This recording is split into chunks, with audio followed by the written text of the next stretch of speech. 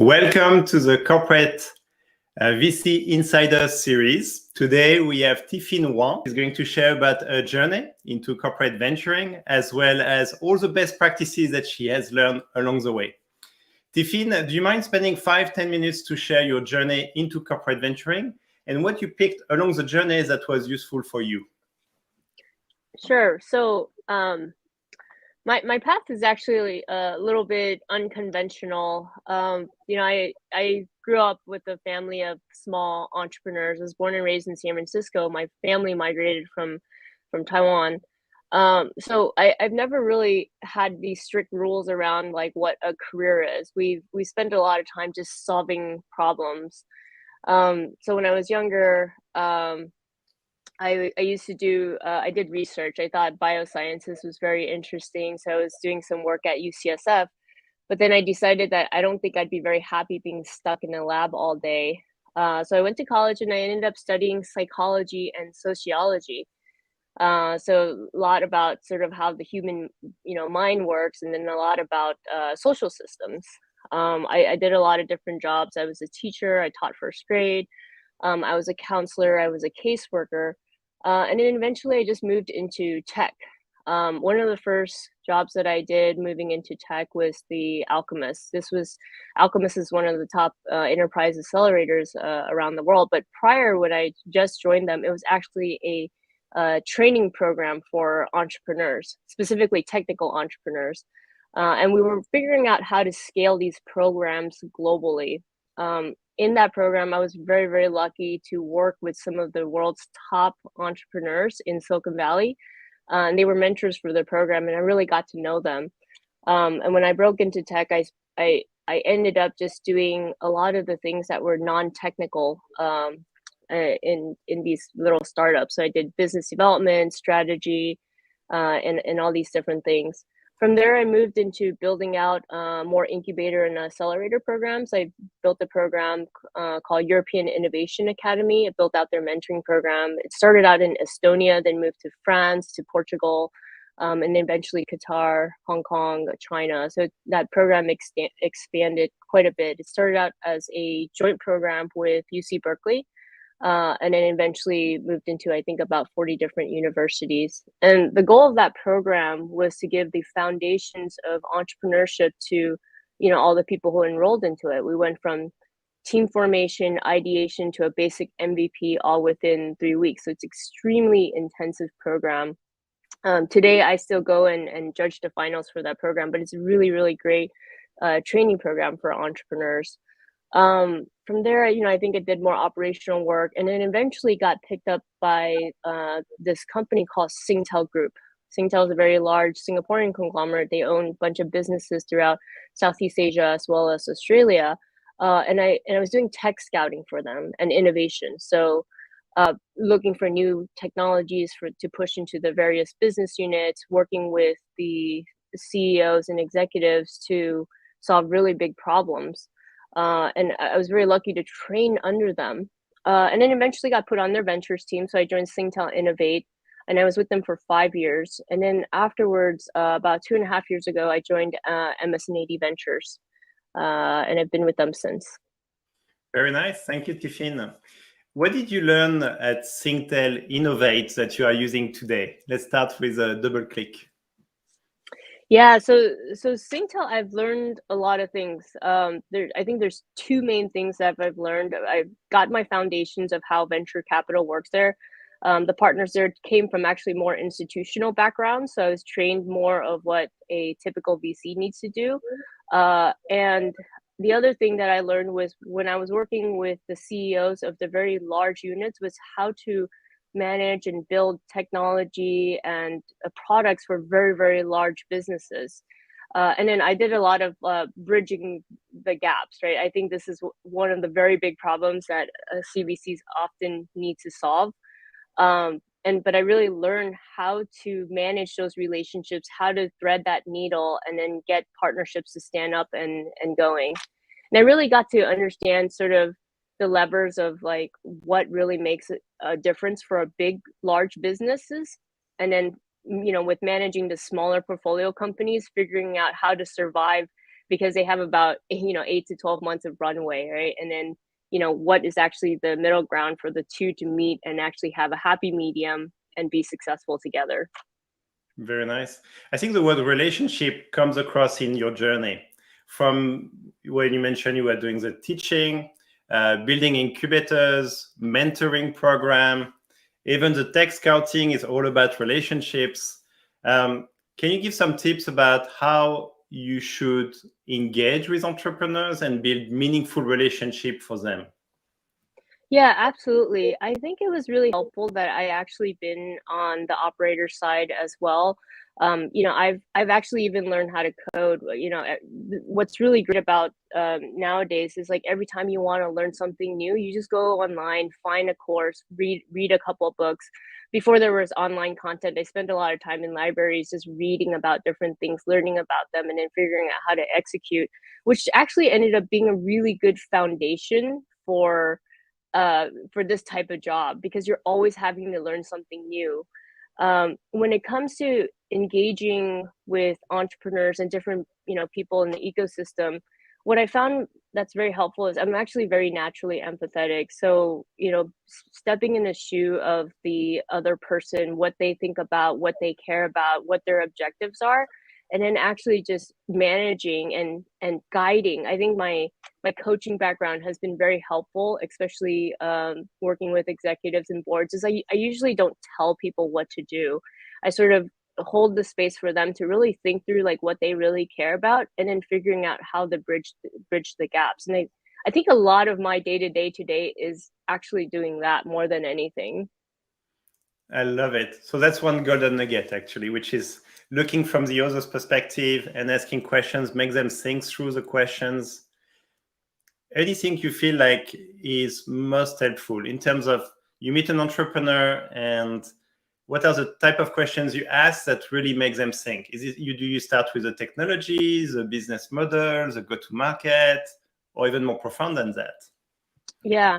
So maybe I should take a step back and maybe introduce MS&AD Ventures. Yep. Would that be helpful? Yep. So MS&AD Group is a large Japanese insurance conglomerate. We own entities in Japan, Southeast Asia, and all over the world. I'm from the ventures arm. We have 200 million under management, and we mainly do early stage. So we do seed and Series A. We do a very wide range of things. We like interesting new data sets that could potentially touch insurance in the future. That could be insurtech, fintech, mobility, digital health, climate change. It's very, very broad. So a lot of the companies that we're investing in tends to be a little bit on the earlier stage side.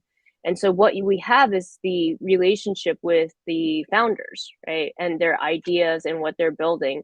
And so we spend a lot of time just thinking about, how the founders think, Yeah. how they work, how they would solve problems, and not necessarily so much the idea. The idea will likely change. We'll look at the idea, but we think it's likely going to pivot depending on how early it is. And we have a very high tolerance of this. I think different CVCs have different ideas of depending on what stage you're investing in. The DNA of our firm tends to go a little bit on the earlier stage side. So we have a tolerance of like things changing and moving around. And I think headquarters really understands this from the early stage perspective. But separately, there's two parts of my team. One is to do the early stage investments, but the other part is we have a business development team, several people that they sent over from Japan, and their whole goal is to look for companies to partner with. And they tend to go up and look at the later stage companies and then bridging those type of relationships there. Okay, very nice. I will want to talk about the early stage investments and the late stage, but could you maybe first start by sharing the why of this CVC? Because typically the CVC that works from an insurance company would look more at the Series B or C when the business model starts to being firmed up. But here you're being very open that you invested in these entrepreneurs and you know that actually they might change what they are doing. Yeah. So the reason why we like to invest earlier on is because we think that the future of insurance will look very different than what it looks like today. As a matter of fact, we don't even really invest in companies that we call enablers. So startups that sell to insurance companies. We think the business units should be able to use any of those companies and as many of them as possible, because we own entities all over the world. We don't want to force any of them to use any of them. We, as a scouting function, will go and help find these type of companies and help bridge those relationships. But we actually, from the early stage investment perspective, we like to invest in standalone models. So what would this insurance potentially look like? We also invest in quite a bit of new distribution models. Right now, a lot of the world is going to this, digital first, the future of work, of distributed teams. This is very popular today, but it wasn't so a couple years ago. As the MS&AD holdings, it might take some time to adjust to it, but part of what we're doing as MS&AD Ventures is having our feelers and understanding of these new models that are emerging. Very nice. In a way, it's making sure that you don't have blind spots. You see the innovations coming as early as possible, and you would expect many of them not to work, but the ones that would work could actually be very disruptive. Yes, and we want to understand how to work with them early on, right? So we don't force any of the relationships because it depends on how it evolves.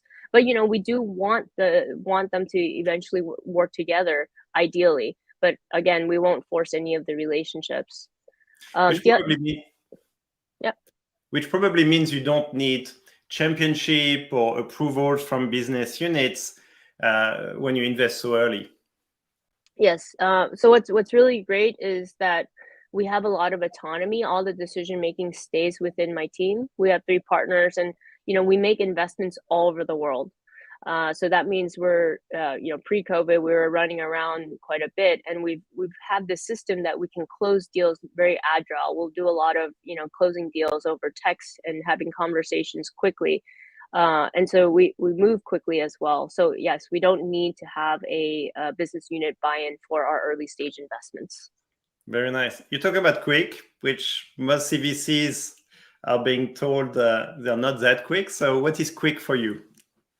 So we make most decisions within 2 weeks, and we can move faster if we really need to. The reason why is because in the early stage, it's very, very competitive, right? And you don't have the luxury of, weeks and weeks of meetings with your IC. The IC is just the 3 partners. And it makes a world's difference when it's at the early stages. Especially when there isn't this strategic conversation. We do have this strategic lens where we look at how this can potentially fit in the future, but that's something that we think through as my team, not necessarily like with headquarters, because what they're looking at is very different than what we're looking at, because we're thinking about what the future may look like. That's very nice and very fast. So would you say that you have, I think you have 3 teams. You have the investment team that invest early stage. And then you mentioned you have the business development team that can actually be doing tech scouting as well as supporting later stage development. Maybe you can tell me more about how you see the investment team and the business development team. Yeah. So I actually have built the team so that we are actually one team. The great part about this, and this is actually from my learnings from, Singtel and my past work, and actually working, just hearing the pains of a lot of the CVCs and when I'm attending GCV events, is that why do you have to keep it so separate? Like we have and I've sat on both sides. I've done work on the innovation and partnership side. I've done work on the investment side. A lot of the core functions are actually very similar. So even though I'm technically on the investment team, I do plenty of BD work. And I always encourage my BD team, like they can sit in any of the meetings that I have. So we're a very, very collaborative group. So we call them the one team management style. So usually, it's very, very inclusive. And that's something that I've really wanted to change about and made sure that it was instilled in that culture of my team. And so I made it very, very flexible so people can learn and own everything. And that's also the same way when we're covering a lot of topics. The fun part about working for CVC, the good and the bad, right, is like there's so many choices. There's so many things to cover. Yeah. Who knows what headquarters want, next quarter, this week it's blockchain, next week it's ESG, right? I'm sure a lot of us are looking at very similar things. But I actually really love that. I love being able to have a lot of different choices. And so I actually give my team the same open freedom. Like they need to get their work done. They can cover topics together, so it's not strictly like you get to do this. We can spin teams up and then spin teams down depending on what projects are coming in and out. So we work very closely together. I have a very natural filter for if companies are coming in and it's early stage, it's going to go to a certain, team members. If they happen to be later stage and ready for business development, I'll pull in my business development teams into the meetings. So we try to keep things very fluid on our team. I love the way you're saying it, Tiffin. The way we say it at TDK Ventures is externally, we are showing that there is a platform team and an investment team, but internally, we are one team. And I think that's the way you described it. So let me touch on something then that links to how you make sure this is one team working as one team. How do you define the KPIs for your team? Yeah, so we don't have strict, I think in terms of the volume of investments, we don't really have any strict rules on it because we are very good we have really good access and we have really good relationships. We get a lot of deal flow. On the business development side, there is definitely KPIs around, how many companies the team is meeting, how many converts to POCs, and then eventually how many converts into actual partnerships. Okay, so it's more about the value back to the mothership. Yeah, so we do both. We do both. We care about financial returns, but we also definitely really care about strategic returns. We're set up so that we get carried interest. So for the partners, it makes sense for us to make sure that the investments make financial sense. But the strategic piece is extremely important because we only have one sole LP, so we need to make sure we're adding value to, we're the mothership. Very nice. And would you say the best metric for strategic value is these POCs that become something afterwards, or do you have other ways of measuring strategic value? So we actually, there's a couple of different ways. It could be learnings, it could be the POCs, but it's actually implementations as well. And, we like to keep it very flexible. We're only 3.5 years old, so we're always, refining the KPIs. But so far that's what it looks like. It's going to be the, engagements with the business units. It's, but sometimes it takes time, right? For those who've been in CVC world long enough, a lot of it is this education, piece. We also have business units all over the world, right? So that it's very, very wide range of groups. But what we like to do is we'll go around and find the ones that are ready to engage with us, and then we'll start working with those first. But yeah, it would be, POCs in itself is not, it's just like one of the potential metrics, but it's not really the end game, because the end game is like we want actually implementations that lead to results. Yep. And to improvement of business lines and revenue and for the corporate. Yeah. In our email exchange, you mentioned the concept of VC plus C. Can you tell me more? Yeah, so VC plus C, we operate more like an institutional VC, but we have the backing of corporate. So we like to think that we have the best of both worlds. When I was actually, moving to making the decision to move from Singtel to, I've been interviewed with a bunch of like institutionals, right? Because so many people complain, hey, CVC is not as great. There's too much, burden, and institutional was a lot better. But what I found was that actually being part of a large corporation has a lot of benefits. In my mind, I've always wanted to do global. And I've been very lucky to find my partners, as well as MS&AD, being a global company, to have such a wide reach. And day one, we're global. There was no argument. Like in the past, 10 plus years ago with venture, you were sort of very focused on your North America, your Asia, and you have to, stick to your sectors. But we're all about finding the best companies in the world. So, with the stability of MS&AD, that has been really good for us to explore really wide. But then we have the sort of core functions of a institutional venture where we can move quickly, have autonomy to make decisions, and be able to do things quickly. It actually sounds like you're even faster than most financial VCs. So you've managed to have a really fast and effective financial VC plus leveraging the corporate. And maybe on the leveraging the corporate, how much goodness can you bring from the corporate to the entrepreneurs that you invest in? Yeah, I think a lot of it is actually setting expectations, and this is not just MS&AD, but most corporates, right? I think a lot of startups or a lot of founders, when they first think about partnering with a large corporate, they get really excited, but they're actually not ready, especially at the very young age. Um, with Japan, it's even a longer sales cycle, right? So I always really just coaching and working with the entrepreneur to prepare them to work with Japan, right? If they're a very, very early stage and they want to work with Japan, like they don't even have the right people in place because after often there's a language barrier, there's a lot of navigation to go through. There's certain, depending on which country and which culture, like for instance, like our Indian business units, they tend to move a lot faster because they can speak English. They have technical teams in house, and so they can go and do their own POCs a lot quicker than, for instance, Japan. Hmm.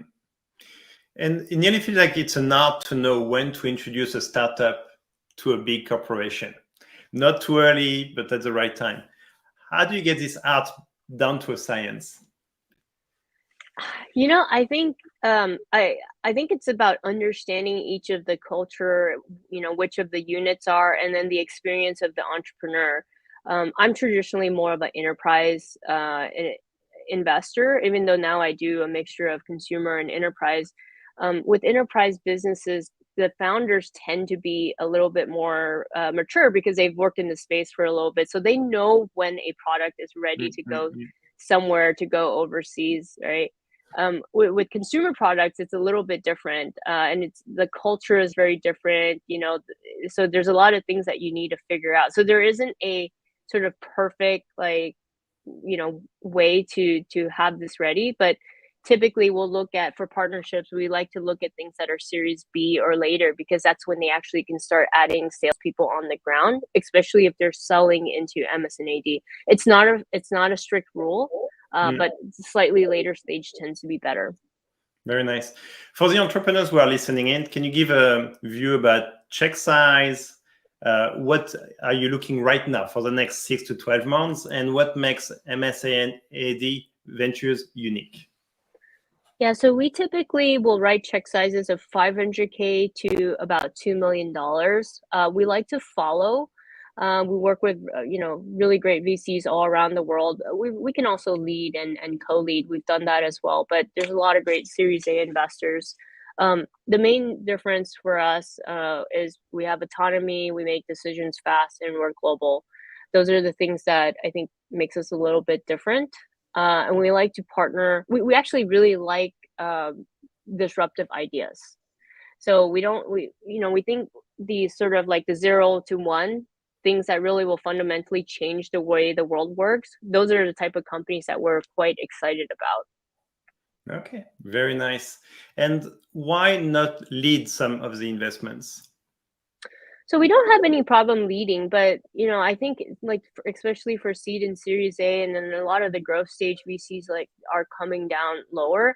There's just so many people that are already, really really good VCs. So do they need a corporate to be the signal? I don't think so. I don't Okay. think it's necessary, but we can do it. We've definitely like led in a small handful of deals, but we just feel like there's a lot of really great VCs out there that we much prefer to just partner with. Very nice. It just feels like you're really acting like a financial VC, so it shouldn't stop you from doing some of the pricing and leading the investments. Maybe you can also share with us how you see observer board seats and board seats, and do you take them? Do you want them? Yeah, so for board seats, we keep it very flexible. It's not required at all for us to take board observer seats. Sometimes the entrepreneurs do ask us to take board observer seats, and we're happy to be part of it. Um, but what we like to do is we're very friendly with our entrepreneurs. We like to think that we're a confidant. They can come to us to talk about all the things that go around. We want them to come to us first. But what me and my partners were on a small handful of board seats, but it's not a requirement. I see. I like when you say they come to you first, which I think most financial VC would say we want to be the first call of entrepreneurs when it's good, but also when it's bad. Yeah, yeah, and I think I think again is from my background in psychology. It's like just creating this safe space to have these type of discussions. My other partner John is also has built several startups, so being on this side and understanding and knowing like what it's like to run out of money or when something is falling apart, like I think that's been quite helpful, and we're quite empathetic about it, and we just help them problem solve. Yeah. You mentioned empathy very early on. You just mentioned it again. And you just said the word confident, which I think is really a way of saying you want to have this safe space for entrepreneurs where they can think through things, including challenging times. Can you give some tips to the audience about how to help entrepreneurs when they are really challenged? So I think it depends on like different personalities. So even when I'm working with whether it's entrepreneurs or other board members, it's really understanding like how this person functions, right? Some people are very logical, some people will go a little bit, broader, some people are more process oriented or some, ideas. So I like to have an idea of like what actually makes them comfortable, and then we problem solve from that framework, right? And I think at the end of the day, our goals, the entrepreneurs' goals and the VC's goals tend to be like, hey, let's get this up and running and let's figure out how to, set it back on the right path. I think everyone logically knows like that's what we want to do.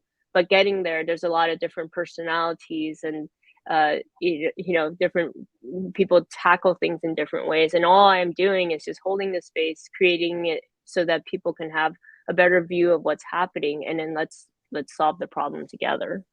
Very nice. Which is very high touch, white glove. At the same time, you have a very big portfolio of 70 plus companies.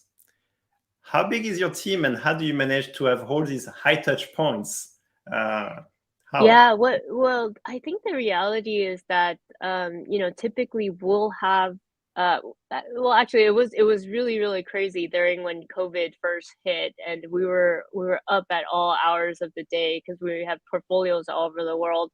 Um, but we tend to typically we'll have a small handful of companies that are going through fundraising or having issues.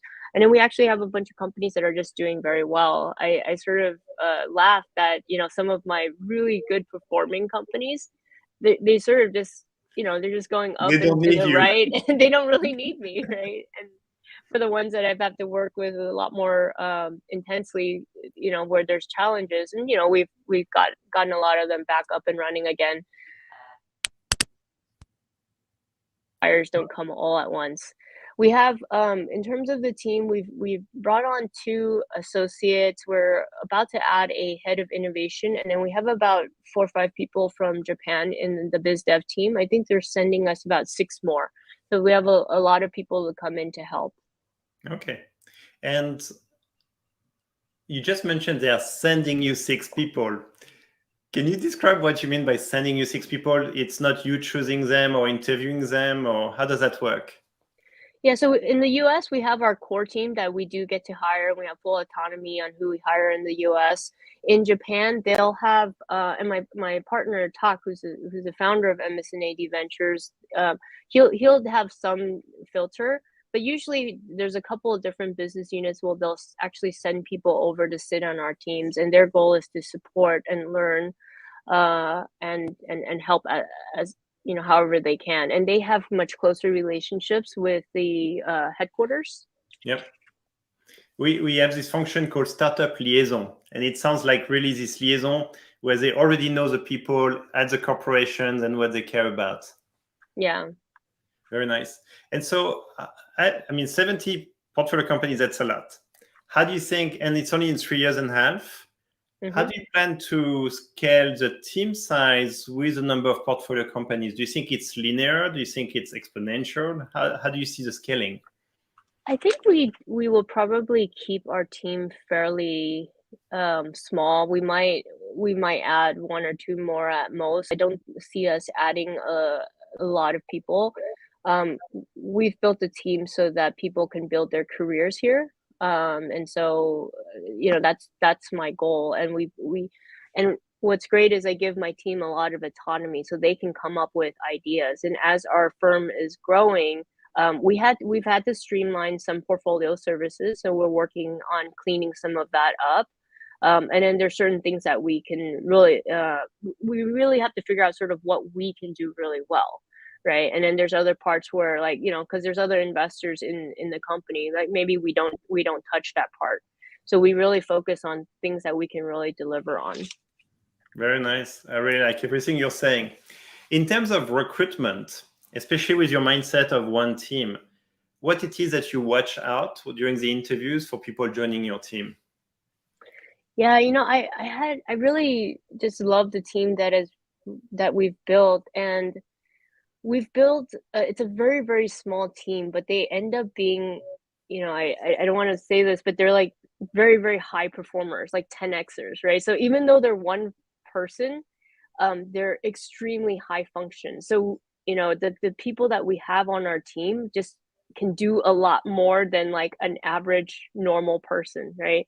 As a matter of fact, I was just thinking the other day that I have to sometimes force my team not to work on the weekends, right? I have to figure out, like, I used to send out instructions on Sunday, and they start going all over. I was like, okay, no, no, no, we can't do this. We need to figure out, you have to time it so that it gets sent out on Monday. But we I filter very hard for a collaborative personality, very high performers, and they're very motivated. And so those type of people, when we work together, like, it's really great because you can accomplish a lot of things, right? What some people might feel like it's impossible, it's normal on our team, right? And working with, other people that have that same mindset, makes it a lot more fun. But when you're leading that type of team, I think I have to spend a lot more time thinking about, like, building in downtime, how to get them to relax, how to get them to work less, which is an interesting problem to have. We are going exactly through the same thing, so it resonates. And especially when you are so fast to make investments, which means you're very fast to make decisions, you need everyone to jump in. Maybe we can touch about investment thesis. And you mentioned about the 0 to 1, so maybe that's part of it. But could you share how you're prepared to make investments before they even come to you? Yeah. So we actually do a lot of upfront research. There's a couple of sectors that, we have done enough deals where we really understand what's happening, like insurtech and fintech. I mean, we're spending a lot more time in digital health now. So for our core team, they have a couple areas that they have spent quite a bit of time looking at. So it's not really a surprise when we see a company. There's certain sectors where, like, there's only so many entrepreneurs, right? And we often make the bet on the entrepreneur because we think they can do certain things. And this goes for certain regional areas too. Like, for instance, I've spent a lot of time in Singapore. We know most of the top VCs there, and we like working with them. We don't have strict rules about, like, who we need to work with, but we sort of understand the landscape. We understand the limitations, and especially in Singapore and Southeast Asia, I've also been on the buyer side. When I've been working with the executive, so I actually understand the buying side behavior quite well as well. So understanding those will help you sort of cut down on companies quickly. So it's kind of a combined experience as well as upfront research. Can you double click or triple click on the value of upfront research, and not just for you, but also for the entrepreneurs you meet? So I actually think, like, the upfront research is very baseline. I think everyone should do it, and everyone has access to a lot of, these different things. We also have a couple of venture partners on the ground. They're not officially listed, but we have some feelers on the ground in some places, just so that we have some insights there as well. And we do a lot of back channeling. We have a very strong network for due diligence to do back channel. This is probably not different than other VCs, but we make a lot of calls and we move really quickly. right? We don't wait to schedule calls like 2-3 weeks out. We get it, we hop on the call right away, right? So even though I agree, I will try to push back. Upfront research takes time, and most people would say, I don't have time to do that.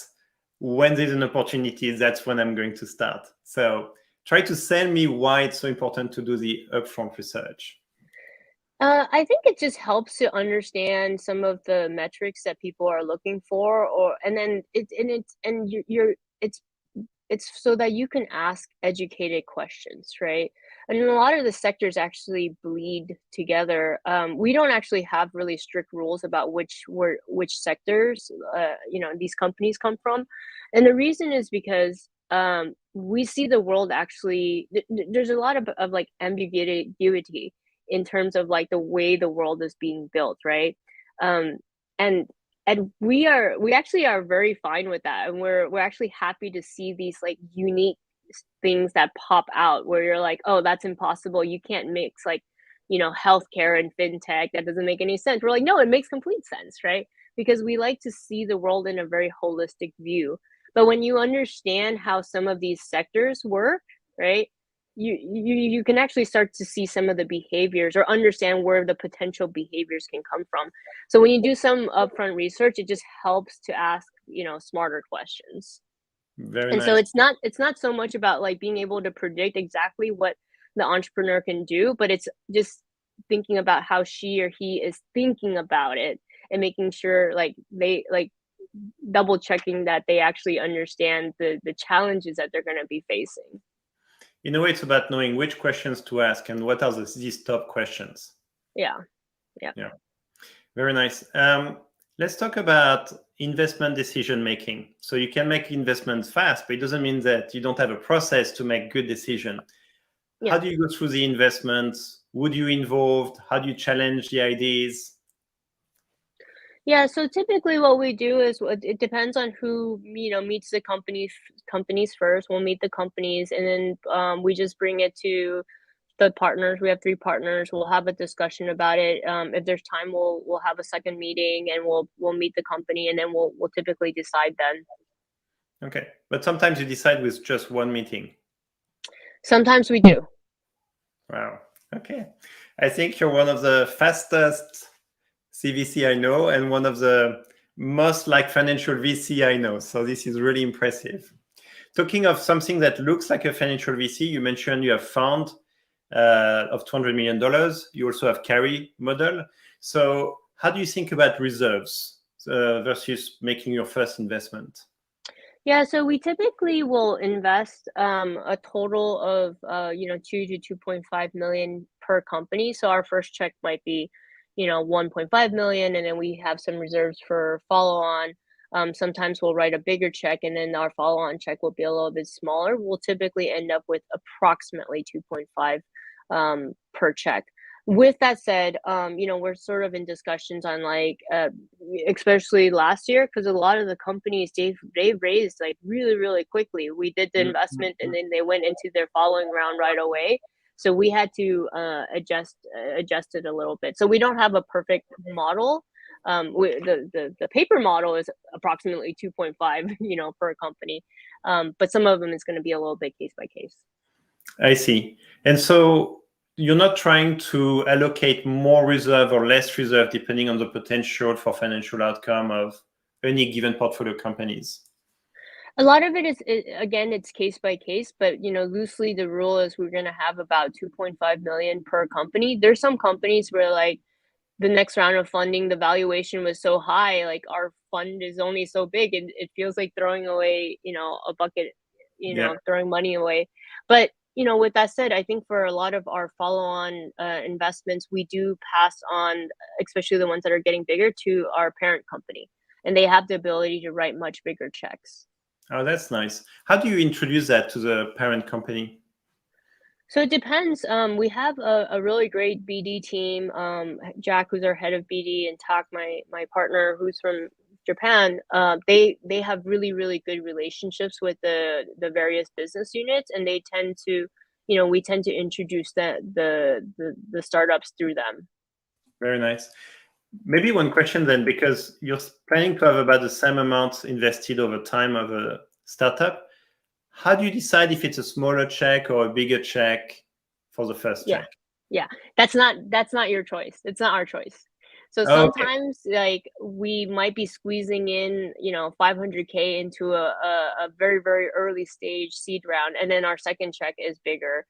Sometimes we could be co-leading, and then our check would be a much bigger upfront check, and then it gets a little bit smaller the following round. So it's really like what the deal, how it comes in, what it looks like.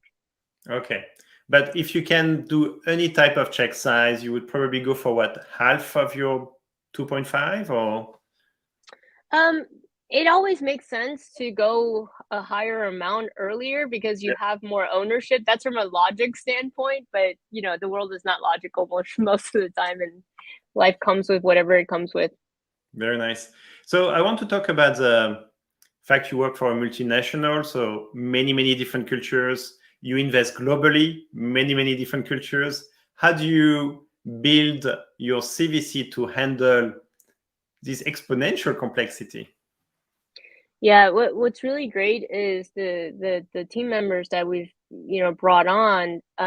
Everyone just is from different cultures, and they're used to working with a lot of different cultures. I think I just love learning about different cultures and thinking about like how they work and how they think. I think prior we were just talking about the similarities of like French and Taiwanese culture, right? There's a Yeah. lot of potential overlap. And then when I decided to join MS&AD, which is backed by a Japanese company, and I think like working with Japanese culture is very different than working with Singaporean culture, very different than Australian culture, Yeah. and working with British culture. But it's just really understanding sort of like what their value systems are, how they make decisions and what they value. All the cultures are a little bit different, even though as a VC, it's like, hey, we should probably make money, right? But the things that they value from a strategic standpoint might be a little bit different.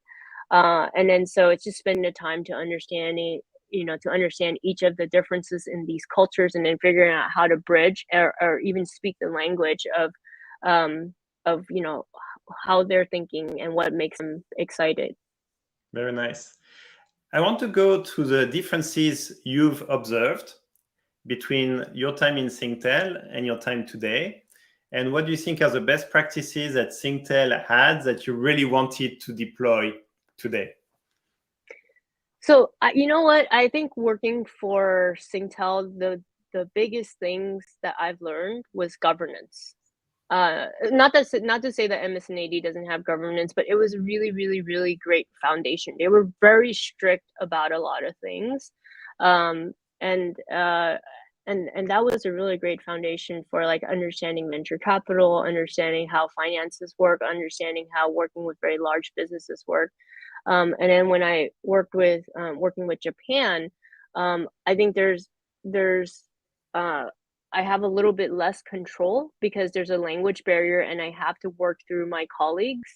But when with the Japanese, once you sort of close a contract, you have a much longer term relationship, right? And that's very much expected versus like different places where like it might be like, hey, this is only for this year, right? Japan tends to like building much longer term relationships, but it does take some time to build that trust and actually figure out how that relationship looks like. Very nice. You mentioned your team is very diverse, but I want to touch about your investments because you invest so early stage. This is where you can actually encourage, enable, support even more diversity and the right entrepreneurs to get supported. How do you think about diversity, especially at the early stage investment?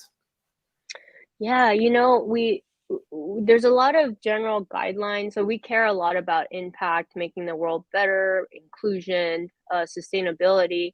And when it comes to early stage startups, all we can do is actually just have conversations with the founders early on. It's really hard to put in any set rules like what they should or should not do because they're just starting to build out their company. So being open and having these type of conversations with the founders, we found that most of the founders are quite welcoming of these type of conversations, right? And it's like holding the space, holding round tables so that they can get together and have a discussion about a couple of these things. And they're it's really great for them to just actually learn from each other. The great thing about having a global portfolio is that, for instance, what we're seeing is in a lot of the emerging markets, some of the behaviors are sort of similar.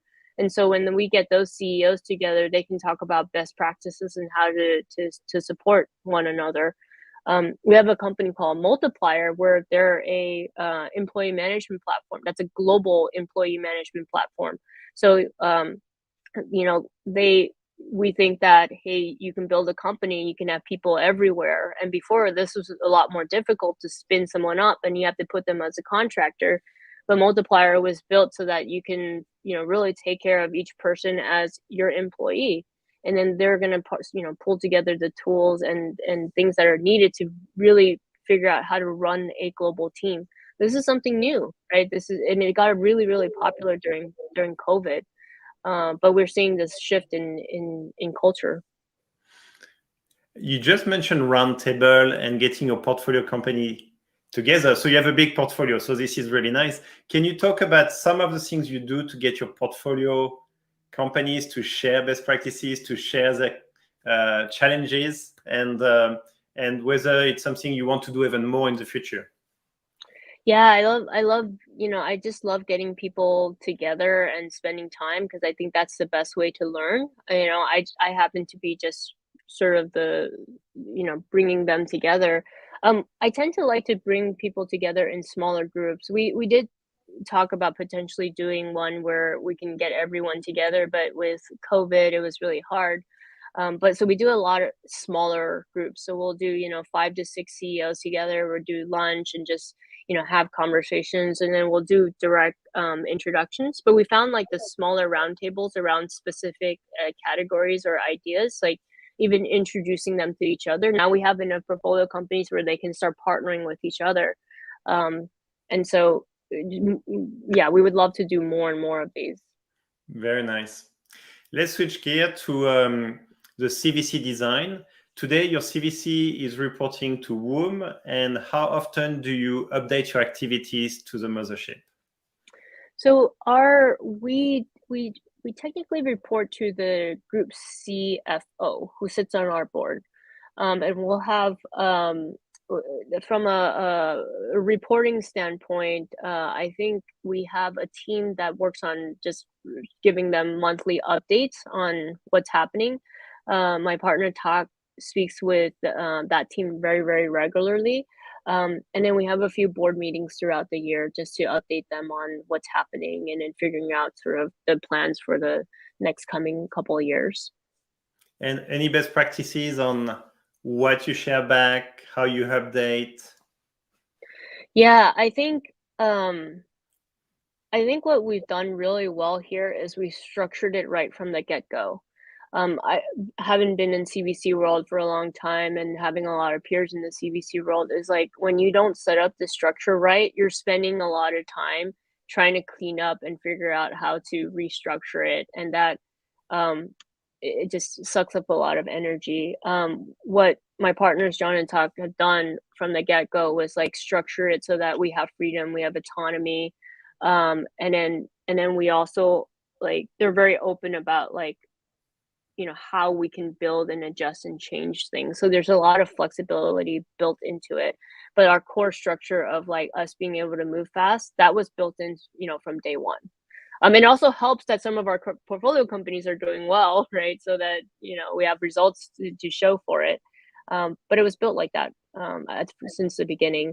So I think that's very helpful, especially for anyone who's just starting a CVC, to get those parts right up front, because it can be very, very painful to figure out how to change that after.